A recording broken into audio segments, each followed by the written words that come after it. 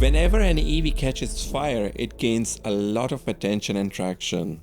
And God forbid if somebody was in that car, it gains a lot of media attention. And rightfully so. And this is among the topics that the people who love e-mobility, who are in support of electric vehicles, and the people who are against electric vehicles and love their gasoline and diesel can never align on. Regardless of which social media platform you look at, whether it's LinkedIn, Twitter, Facebook, Reddit, or YouTube, these two parties can never find a common ground. Last week, I was at the battery show where I was able to witness many innovations for the battery technologies.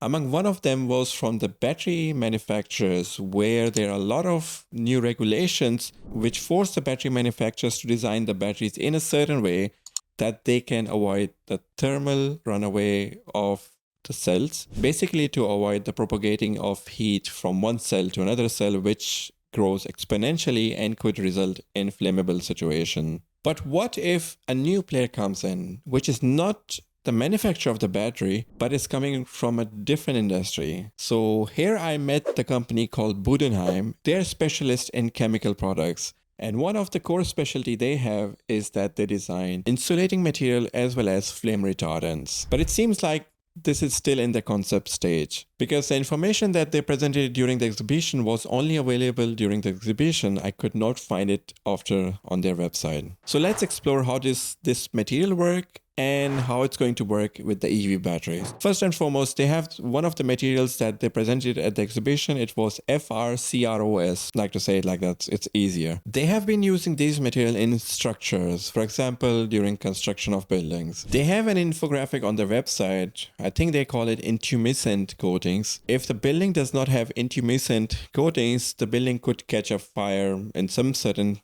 conditions, which they have assumed in 10 minutes. And if you are going to use intumescent coatings, what ends up happening, you can extend the time from 10 to up to 90 minutes, which will give plenty of time for people to exit the building safely. And what's the chemical process and how does it work? Over on the website, they say, when heated, the intumescent coating expands to form a char. After reaching the critical temperature, the char starts to form and reaches a thickness of up to 100 millimeters or more. And now let's look at how it's going to work with an EV battery. So I was explained that battery manufacturer could come to them and say that, okay, I would like to have this flame retardant coatings either on the outside of the battery or inside of the battery, or maybe both sides. And let's assume two scenarios. First is the external fire scenario, where the EV catches fire somehow, and now it's moving towards the battery, and battery costs around 20 to 30% of the EV. It's quite critical component, not only because of cost component, but also because once it catches fire, it's really difficult to extinguish it. So in this scenario, let's suppose the heat is coming from the outside, the outermost surface of the battery is going to expand and it's going to turn into foam. Perhaps it will give, I don't know, maybe 20 to 30 or 40 minutes time before it reaches critical temperature or where the battery is going to start burning. But these 20-30 minutes could be enough time for fire trucks to reach there and try to extinguish it. That's the external fire scenario. What about the internal fire scenario? In the internal fire scenario, let's suppose there is a thermal runaway and suddenly the temperature of the cells get to a point where it cannot be controlled by the coolant inside and it catches fire. So in that scenario, again, from the inside, the material or the coating is going to expand. It's going to prevent the fire to spread really quickly. And in turn, it can give plenty of time for the passengers and the drivers to step out of the vehicle. Is it going to prevent the fire? Perhaps no, I don't think so. But still, it has lengthened the time where the fire is becoming critical to the passengers and thus allowing them to exit the car safely. And in the external fire scenario, perhaps it's going to stop the fire from reaching the battery for just enough time that it could be extinguished from external factors. And in case it does not happen, then of course, the battery is going to catch the fire. So until right now, it's a really good concept, what they are trying to achieve at Budenheim. But I had two thoughts. How it's going to work in accidents. And the accident could be of multiple types. It could be frontal collision, rear collision, or side collision. or perhaps a rollover. In all of these scenarios, how the coating is going to keep intact. Is the flame retardant coating a bit elastic? So let's say if the battery bends, is it going to still remain in contact?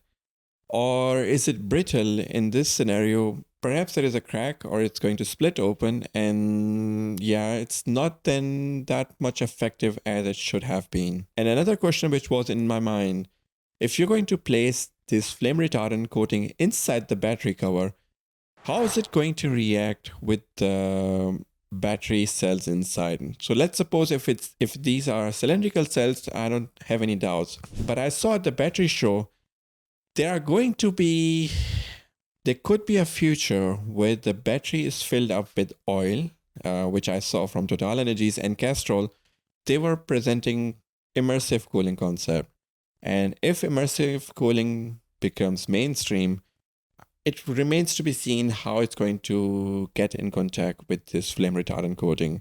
So this was it from my side. So if you like the content, if you find the content insightful, please like the video and subscribe to my channel, and perhaps share the video in your circle as well. And if you want tech deep dives, you can also check out my LinkedIn, because over there I publish articles that are much more in detail. And I would like to hear your thoughts as well. So that was it from my side. I would like to hear your thoughts as well. What do you think about this technology? Do you see it being successful in the future? Does it have a future? Or will it remain in the concept phase? I would love to hear your thoughts. So thank you so much. Take care. Bye-bye.